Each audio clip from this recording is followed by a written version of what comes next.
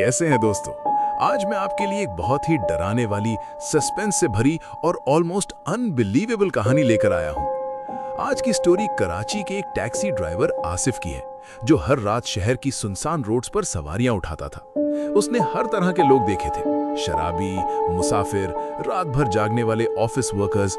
लेकिन एक रात उसकी टैक्सी में एक ऐसी खामोश औरत बैठी जिसने अपना पता सिर्फ इतना बताया, पुराना कब्रिस्तान। आसिफ ने समझा शायद कोई लेट नाइट विजिटर हो, लेकिन सुबह जब उसने जो सच जाना, उसने उसकी रूह तक हिला दी। सोचिए, अगर आधी रात को आपकी गाड़ी में कोई ऐसा मुसाफिर बैठे जो जिंदा ही ना हो, तो आप क्या करेंगे? क्या वो सिर्फ एक रूह थी या किसी अधूरी कहानी का आखिरी सफर? तो टाइम जाया किए बगैर चलते हैं अपनी स्टोरी की तरफ। आसिफ कराची का 38 साल का तजुर्बाकार टैक्सी ड्राइवर था। वो अक्सर शाहराए फैसल, सदर और एम ए जिन्ना रोड पर रात देर तक टैक्सी चलाता था। उसका मानना था कि कराची कभी नहीं सोता, हर मोड़ पर कोई ना कोई कहानी जरूर मिलती है। एक ह्यूमिड जुलाई की रात करीब 2:15 AM पर आसिफ सिविल लाइंस के एक सुनसान सिग्नल पर टैक्सी में बैठा कस्टमर्स का इंतजार कर रहा था। आसमान पर बादल छाए हुए थे, दूर कहीं बिजली चमक रही थी, रोड लगभग खाली थी।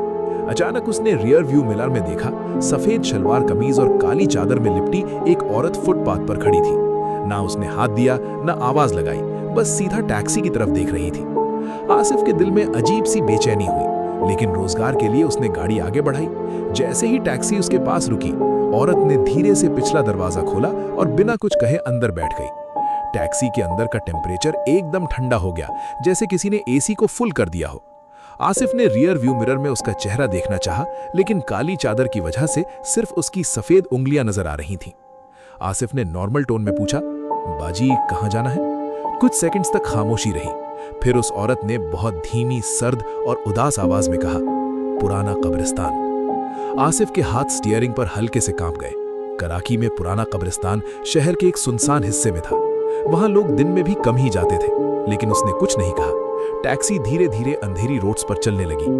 रियर व्यू मिरर में आसिफ ने दोबारा नजर डाली और जो उसने देखा, उसके बाद उसने एक्सेलरेटर पर अपना पांव और मजबूती से रख दिया, क्योंकि पिछली सीट पर बैठी औरत के साथ जैसे कोई और भी मौजूद था।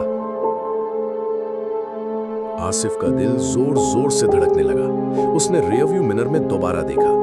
पिछली सीट पर काली चादर में लिपटी वो औरत बिल्कुल सीधी बैठी थी, लेकिन उसके बगल में कुछ पल के लिए एक और धुंधला सा चेहरा नजर आया। एक मर्द का चेहरा, पीला, बेजान और आंखें बंद। आसिफ ने झट से मिरर सीधा किया, दोबारा देखा तो सीट पर सिर्फ वो औरत मौजूद थी। शायद थकान का असर है, उसने खुद को समझाया, लेकिन टैक्सी के अंदर गीली मिट्टी और इत्र की अजीब सी मिक्स्ड स्मेल फैल चुकी थी। रोड्स धीरे धीरे सुनसान होती गईं, स्ट्रीट लाइट्स कम होती गईं और आसमान पर बिजली चमकने लगी। अचानक FM रेडियो अपने आप ऑन हो गया। स्टैटिक की आवाज, फिर कुछ सेकंड्स के लिए हल्की सी औरत की सिसकियां सुनाई देने लगी।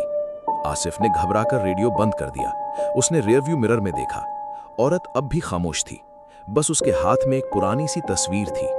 तस्वीर में वो खुद एक जवान मर्द के साथ खड़ी थी।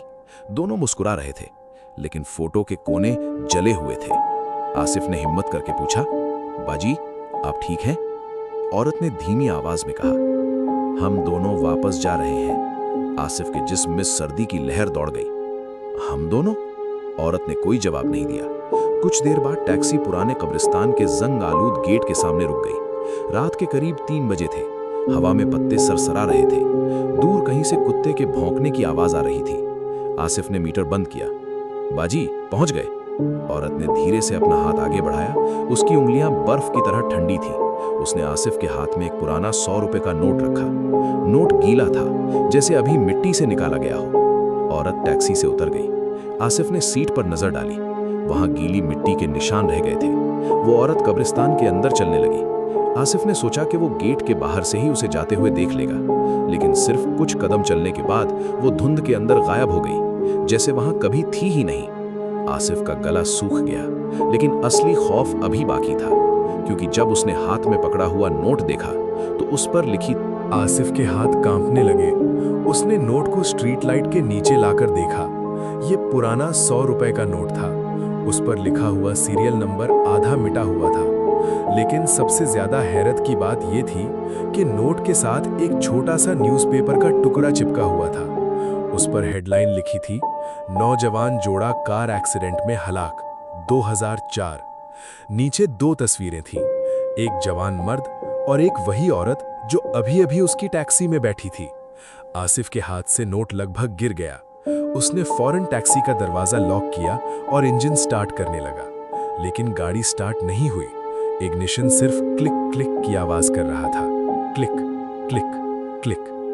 टैक्सी के अंदर फिर से वही गीली मिट्टी और इत्र की स्मेल भर गई। रियर व्यू मिरर में आसिफ ने नजर डाली और उसका खून जम गया। पिछली सीट पर वो औरत दोबारा बैठी थी। इस बार उसका चेहरा साफ नजर आ रहा था, बेहद खूबसूरत, लेकिन बिल्कुल पीला। आंखों के नीचे गहरे सियाह हल्के और गालों पर सूखे हुए आंसुओं के निशान। उसके बगल में अब वो जवान मर्द भी बैठा था, सर झुका हुआ, कपड़ों पर खून के पुराने दाग। आसिफ की सांस रुक गई। बाजी आप? औरत ने धीमी उदास आवाज में कहा। हम उस रात घर नहीं पहुंच सके। आसिफ चुप रहा। उसके होठों से आवाज तक नहीं निकल रही थी। औरत ने अपनी तस्वीर आसिफ की तरफ बढ़ाई। हमारी कब्र पर कोई फूल नहीं रखता।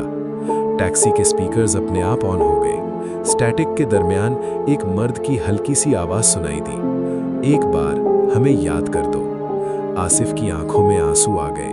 उसने कांपते हुए कहा, मैं कल सुबह जरूर आऊंगा। औरत ने पहली बार हल्का सा मुस्कुराया। उसकी आंखों में शुक्रिया था, लेकिन उसने एक आखिरी जुमला कहा जो आसिफ के दिल में हमेशा के लिए बस गया, सुबह होने से पहले हमें भूल मत जाना। आसिफ ने स्टीयरिंग को इतनी जोर से पकड़ा कि उसकी उंगलियां सफेद पड़ गईं। रियर व्यू मिरर में वो औरत और उसका साथी खामोशी से बैठे थे। टैक्सी के अंदर इतनी सर्दी थी कि शीशे धुंध से भर गए। औरत की आवाज फिर गूंजी, बस एक बार हमें याद कर दो। अगले ही पल टैक्सी का इंजन खुद ब खुद स्टार्ट हो गया। आसिफ ने पीछे देखा, सीट बिल्कुल खाली थी। ना औरत ना वो मर्द, सिर्फ गीली मिट्टी के निशान और पुरानी तस्वीर। सुबह होते ही आसिफ फूल लेकर पुराने कब्रिस्तान वापस गया। कब्रिस्तान के केयर टेकर ने उसे एक कोने में 2 पुरानी कब्रें दिखाईं। पत्थर पर नाम लिखे थे, सादिया अहमद, फैसल खान, और नीचे एक ही तारीख, 17 जुलाई 2004। केयर टेकर ने उदास लहजे में कहा, ये दोनों शादी से पहले एक्सीडेंट में मर गए थे। लोग कहते हैं कभी कभी ये दोनों रात को साथ नजर आते हैं। आसिफ के हाथ कांप उठे। उसने दोनों कब्रों पर फूल रखे और वो पुरानी तस्वीर उनके दरमियान रख दी। हवा अचानक नर्म हो गई। कब्रिस्तान में इत्र की हल्की सी खुशबू फैल गई। आसिफ ने मुड़कर देखा, कुछ दूर सादिया और फैसल साथ खड़े थे। इस बार उनके चेहरों पर डर नहीं, सुकून था। सादिया ने हल्का सा मुस्कुराकर सर झुकाया। फैसल ने शुक्रिया के तौर पर हाथ उठाया और अगले ही पल दोनों सुबह की रोशनी में धुंध की तरह खुलकर गायब हो गए। उस रात के बाद आसिफ ने कभी उन्हें नहीं देखा, लेकिन उसकी टैक्सी की डैशबोर्ड पर वो पुराना 100 रुपए का नोट हमेशा पड़ा रहता था, एक याद के तौर पर कि कुछ रूहें डराने नहीं आती, वो सिर्फ इतना चाहती हैं कि कोई उन्हें और उनकी मोहब्बत को भूल न जाए। कभी-कभी जब आसिफ आधी रात को उसी रोड से गुजरता, टैक्सी में इत्र की हल्की सी खुशबू फैल जाती और रियर व्यू मिरर में एक पल के लिए उसे 2 मुस्कुराते चेहरे नजर आते।